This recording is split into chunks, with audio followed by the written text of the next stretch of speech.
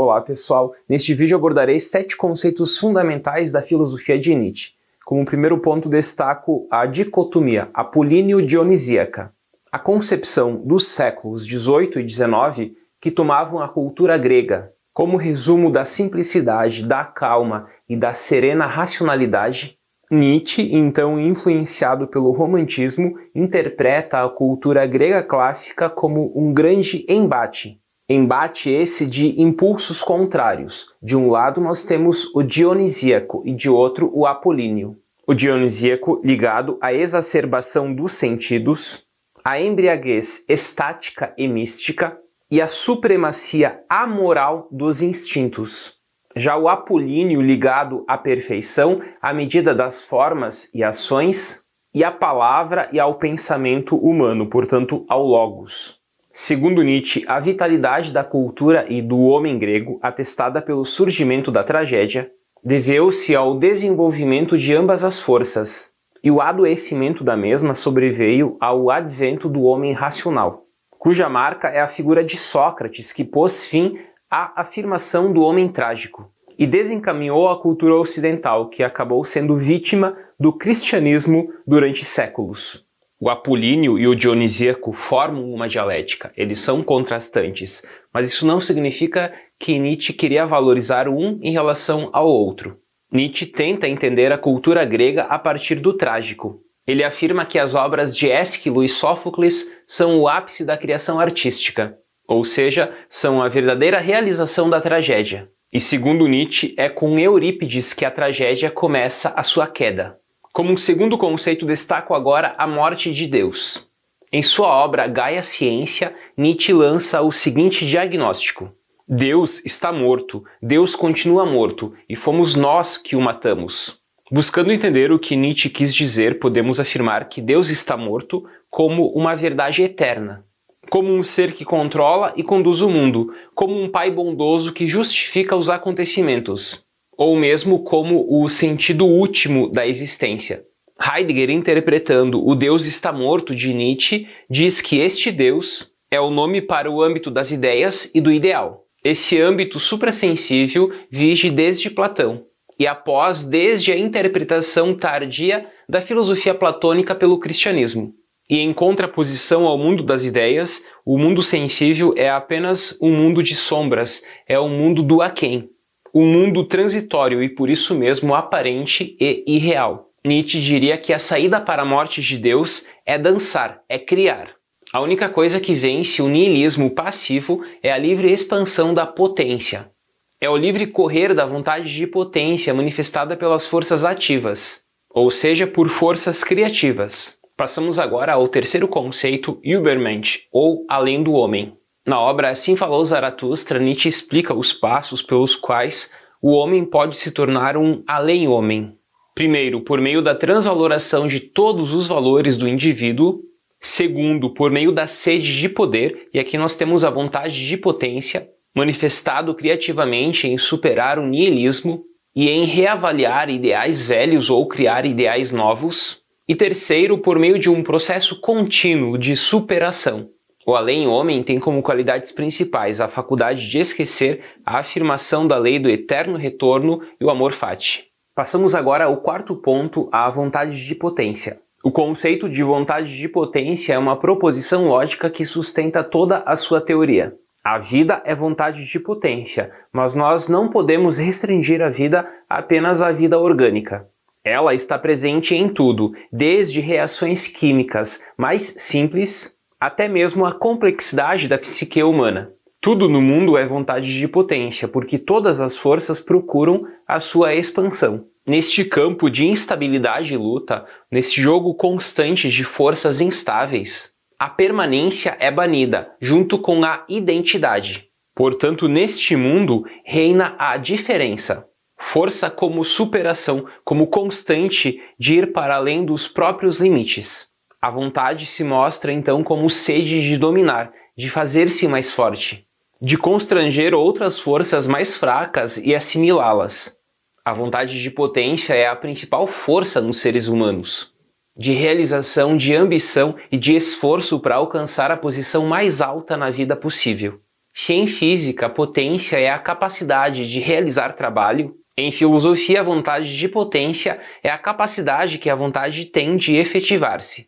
Contra a interpretação de Darwin, Nietzsche diz que o ser humano não pode e não quer apenas adaptar-se e conservar-se para sobreviver. Diz Nietzsche, só um homem doente desejaria isso. Ele quer, na verdade, segundo Nietzsche, expandir-se, dominar, criar valores. E isso significa ser ativo no mundo, criar as próprias condições de potência. Passamos agora ao próximo ponto, ao niilismo. Se Nietzsche diagnosticou o seu tempo, foi Deleuze, posteriormente, que lendo as obras de Nietzsche, sistematizou suas proposições em 4 formas de niilismo.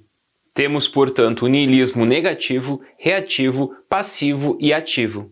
Segundo o niilismo negativo, aqui neste mundo nega-se este mundo em nome de outros valores. Há 2 mundos, um sensível, mutável, corporal, imperfeito e transitório, e outro suprassensível, imutável, ordenado e perfeito. O niilismo negativo acaba criando outros mundos para poder suportar este mundo. E, portanto, ele é negativo porque ele nega este mundo para defender o outro mundo. Este mundo é ruim e o niilista, ao negar este mundo, deve ser o escolhido por Deus. E esta é a figura do ressentimento. Portanto, o niilismo negativo é muito presente no platonismo e no cristianismo, pois tanto o platonismo como o cristianismo negam este mundo para defender um outro mundo. A segunda forma de niilismo, o niilismo reativo, é o niilista que reage. Reage, por exemplo, em relação a este outro mundo, para defender certos valores presentes neste mundo. E aqui nós temos a figura dos iluministas, por exemplo. Mas o homem iluminista e racional não nega o niilismo negativo, mas sim ele dá um passo adiante, em relação à morte de Deus. O niilista reativo diz, somos todos ateus, matamos Deus, e tornamos o homem agora o ser sagrado. E ele diz também, viva os direitos do homem. O além do primeiro niilismo, agora no segundo niilismo, é o futuro. A ciência nos dará todas as respostas. Mas ainda somos todos religiosos. O homem matou a verdade fora deste mundo. Porém, ele ainda acredita numa verdade metafísica para este mundo, que é o mundo melhor que está por vir. A terceira forma de niilismo é o niilismo passivo.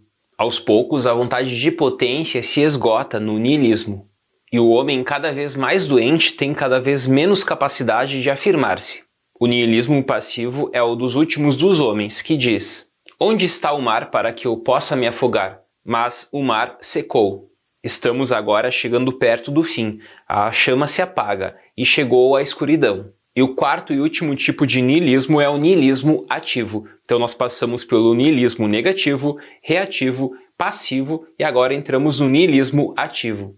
Essa última forma de niilismo nega a si mesma e se torna ativa. Aqui há um rompimento, uma enorme mudança na capacidade de valorar. Nietzsche aqui nos diz que é necessário criar novos valores. E ele nos convida a percorrer toda a geografia da alma humana. E como bons psicólogos, procuramos as forças que nos habitam e buscamos os modos de viver neste mundo. Como próximo ponto, abordo agora a concepção do eterno retorno de Nietzsche. Nietzsche busca trazer a eternidade novamente para este mundo. E o eterno retorno é uma de suas ferramentas conceituais para isso. Há, segundo Nietzsche, a eternidade temporal e a eternidade atemporal. Essa eternidade atemporal é o mundo das ideias de Platão, é o motor imóvel de Aristóteles, é o Deus do cristianismo e é a coisa em si kantiana, por exemplo. E Nietzsche retorna a Heráclito para pensar o mundo como fogo eterno, que se recria e se renova continuamente, mas neste mundo e não num mundo além deste mundo. A pergunta do eterno retorno é a seguinte: você viveria a sua vida idêntica da mesma forma eternamente? Essa pergunta funciona como uma ferramenta, assim como todo o conceito funciona como uma ferramenta. E Nietzsche a desenvolve para enfrentar o niilismo que se espalha como uma sombra por toda a humanidade. Para finalizar, destaco agora o último tópico, a transvaloração dos valores. Nietzsche analisa na obra Genealogia da Moral uma inversão dos valores, uma chamada transvaloração dos valores. Assim, o bom passa a ser o pobre, o miserável. E em contrapartida, o ruim, o mau e o impuro são aqueles materialmente ricos. Nietzsche discute a origem dos sentimentos morais a partir do antagonismo metafísico de duas classes, a dos senhores e a dos escravos, e assim ele explica o surgimento da moral. A classe dos senhores tem duas classes rivais, a guerreira e a sacerdotal. A guerreira dominante cultua a virtude do corpo e a sacerdotal inventa o espírito. E dessa rivalidade surgem duas morais, a moral dos senhores e a moral dos escravos. A moral dos senhores utilizam o termo bom, tendo como antônimo o termo ruim. A moral dos escravos utilizam o termo bom, tendo como antônimo o termo mal. Portanto, numa luta, por exemplo, quando nós temos como oposição bom e ruim, estamos aqui avaliando a técnica da luta. Já quando temos a oposição bom e mal, aqui não estamos fazendo uma avaliação técnica, mas sim uma avaliação moral. E é desta forma que surge a moralidade. A genealogia da moral, assim, é o estudo da origem e da história dos valores morais. Nietzsche identifica que a inversão dos valores levou ao surgimento da má consciência interiorizada, do homem ressentido. E foi o ressentimento que destruiu valores vitais e promoveu a moral ascética dos fracos. Enfim, neste vídeo abordei 7 conceitos fundamentais do pensamento de Nietzsche. Até mais!